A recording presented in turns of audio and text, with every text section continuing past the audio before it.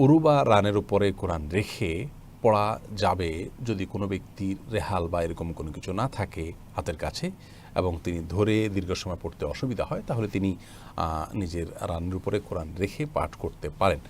মূলত এখানে দেখার বিষয় হলো তার উদ্দেশ্য কী। কেউ যদি কোরআনকে অপমান করার জন্য এরকম করেন তাহলে তো সেটি তার ঈমান ভঙ্গের কারণ হতে পারে, আর যদি কেউ অবহেলাবশত এমনটি করেন সেটিও অন্যায় হবে। কিন্তু যেটি আমরা উল্লেখ করলাম, অর্থাৎ কেউ যদি ধরে পড়ে রাখাটা তার জন্য কষ্টের হয়, একটু আরামের জন্য বা হাত থেকে পড়ে যেতে পারে, সেটার জন্য বরং তিনি রানের উপরে ঠেক দিয়ে তেলাওয়াত করেন, তাহলে সেটি জায়েজ আছে। কারণ ইন্নামাল আমালু বিন্নিয়াত, মূলত উদ্দেশ্যটা কি তার সেটি হলো দেখার বিষয়। আর যদি কেউ কোরআন তেলাওয়াত করেন শুয়ে শুয়ে বা কোনো কিছুর সাথে হেলান দিয়ে, তো সেটাও জায়েজ আছে।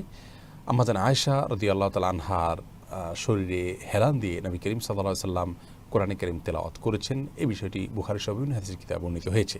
তো যার কারণে কেউ যদি কিছুর সাথে হেলান দিয়ে তেলাওয়াত করেন সেটিও জায়েজ আছে। কেউ যদি মুখস্থ শুয়ে শুয়ে কোরআন তেলাওয়াত করেন বা অ্যাপ থেকে দেখে কোরআন তেলাওয়াত করেন শুয়ে, সেটাও জায়েজ আছে। তবে সর্বাবস্থায় কোরআন আল্লাহ রাব্বুল আলামিনের কালাম, তার প্রতি আমাদের পূর্ণ মনোযোগিতা আছে, পূর্ণ আন্তরিকতা আছে, শ্রদ্ধা আছে, সেটি যেন প্রকাশ হয় সেইভাবেই তেলাওয়াত করতে পারলে ভালো। অর্থাৎ উঠে বসে যদি সিরিয়াসনেসের তেলাওয়াত করা যায় সেটা অধিকতর উত্তম এবং ভালো।